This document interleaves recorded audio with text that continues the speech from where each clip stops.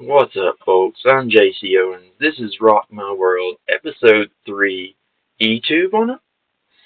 I've dubbed it that in reference to, Caesar's last dying words as his best friend and the rest of the Senate stabbed him to death. I figured it was pretty fitting considering the kind of stuff that Bono and friends are usually up to.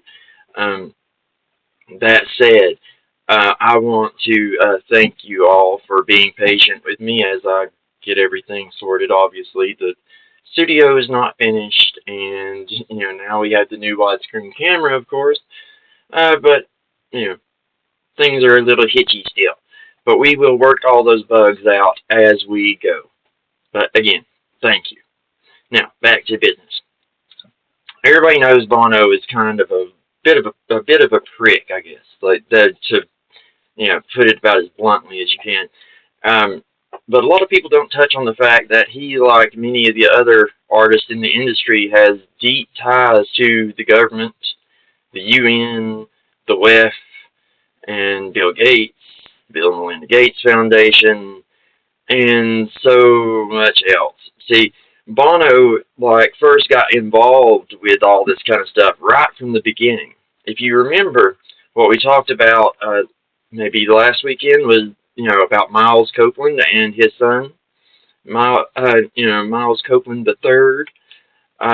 You see, in 1980, that's when they founded IRS Records. Right prior to that, as we discussed before, the two of them, father and son, actually discussed how useful it would be to have an intelligence agency, fronted by a record label and, rock bands. Because, as we've talked about before, the rock music is really useful for crossing racial, cultural, national boundaries and, getting through to people. You'll see it all the time where, in places like Iran, where, you have these teenagers embracing rock and roll and they're constantly getting in trouble, and the war on the emo kids and all this kind of stuff.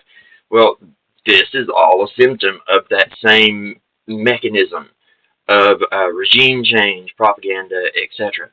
And like I said, Bono got started with all this right off the bat in 1980 when he was signed to IRS Records, which is, as I said, a CIA MI6 front. Right?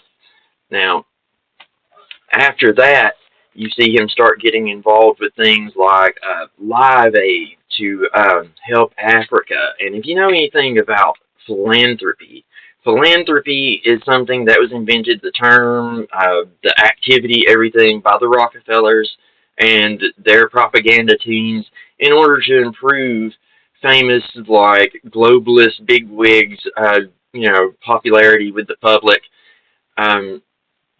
It's also something that, helps them do other things, of course. But that was the main reason they invented it. Excuse me. Ooh, coffee too hot in the coffee cup. Burn myself. Wow. Anyway, the fact of the matter is, after Live Aid and some of these other things, he started getting involved with the CIA even deeper, and helping them run these operations in different countries, which are disguised as aid events and charity funds and all this kind of stuff, which inevitably brings us back to the COVID nonsense that we've saw going on over the past few years, and all this health surveillance and AI surveillance. Bono is deeply tied up in this kind of stuff, as well as many other bands. And as I've stated before, if we don't start outing these people, being honest with who they are, what they're doing, and how they're manipulating us and using their art, their music, their movies, all the stuff they create to manipulate the entire world.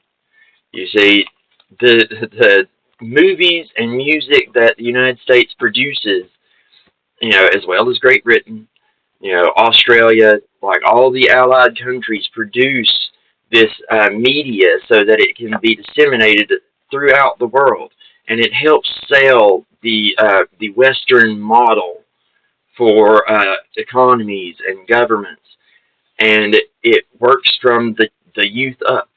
As we talked about before with Plato,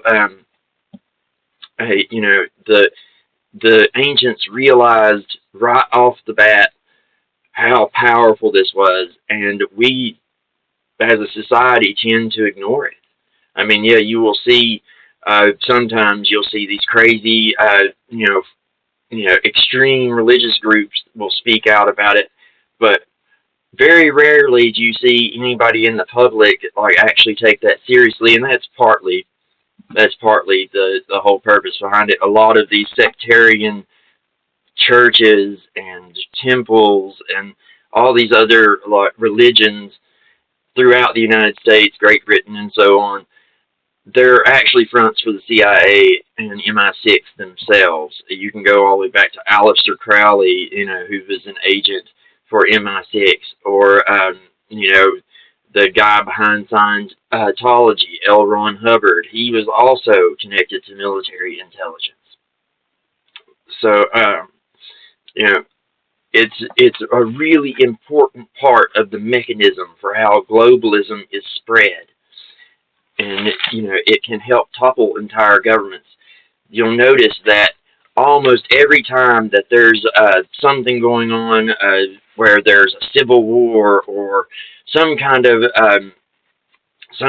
issue in some foreign country, there's almost always going to be some kind of concert or event to mirror it, and they'll say, "Oh, well, we're being philanthropic and trying to help these folks."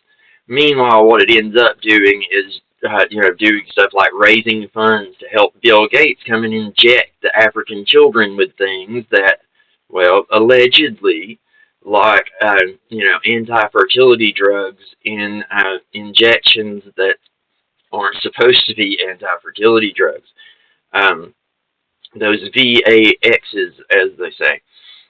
And, this all connects back to AI surveillance, the digital ID, and, the ability to track you everywhere you go, including tracking your health, by the way, which is why someone like Bono might would partner with Bill Gates, hence my thumbnail, by the way.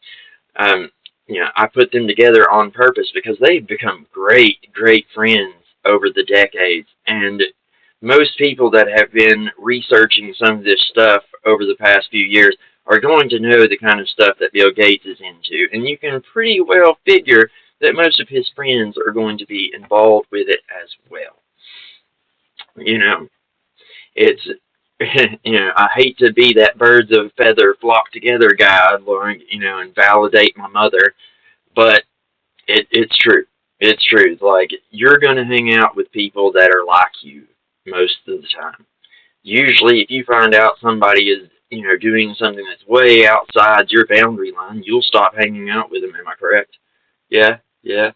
Alright. Well, I do too. Like, when I find out somebody's, like, crooked, I tend to try and distance myself from them, especially these days.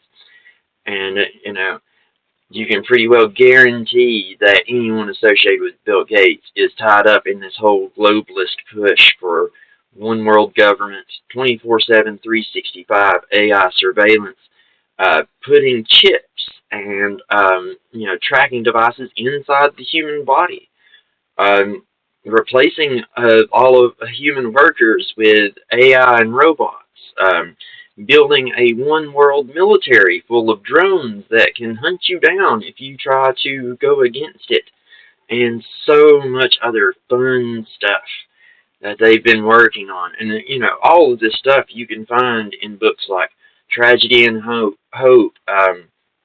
Changing Images of Man. You can, The Great Reset by Klaus Schwab. He's a top member of the WEF. Like, you can read The Anglo-American Establishment for those who don't want to read the entire Tragedy and Hope tome. If you can find The Anglo-American Establishment, also by Carol Quigley, that will help you, understand this stuff just the same without having to get all the nitty-gritty details that are in Tragedy and Hope. I mean, it is 1,000+ pages. I understand not everybody's going to read that. You know, I'm a weirdo. I like reading stuff like that. And, you know, that's that, I guess. But the the fact is, all of this stuff is publicly available information. This is why they call it the open conspiracy, right? It's an open conspiracy. It's right in front of your face. But cognitive dissonance, the fact that most people they don't want to see this stuff. It's, you know, it's just like out of their ability to comprehend, because like deep down they're scared. Fear is one of the #1 things these people use to control us, to manipulate us, and, you know, keep us under their spell, if you will. You know, somebody in the comments I had noticed had mentioned that, you know, they were a Christian, and like, you know, they were looking at it from that lens. You know, I'm an Orthodox Christian myself, so I tend to look at it that way as well. You know, there is a spiritual war that is going on. You know, it is being waged through pop culture. You know, even Prince said way back in 1999, he said, you know, it's a war for your mind, folks. It's a war for your mind. 5th generational warfare. That's how the whole game runs. Like, you know, it stopped being about, you know, just blowing people up like a long time ago. Like, you know, you always have to remember that the perception rules the game. Your perception will decide pretty much everything that you think and do. And if someone can control your perception, they can control you. And that's, you know, that's what all this stuff is about. That's why you see Disney and all these other companies all going in the same direction with a lot of the propaganda that they're pushing. You know, they're all signed on to this one world agenda. And it stopped being about black and white or east and west or, you know, communism versus capitalism or any of these kind of things a very long time ago. Anyway, I guess we will stop it there, and I'll be back next week with episode 4. Have a great one, guys. Peace.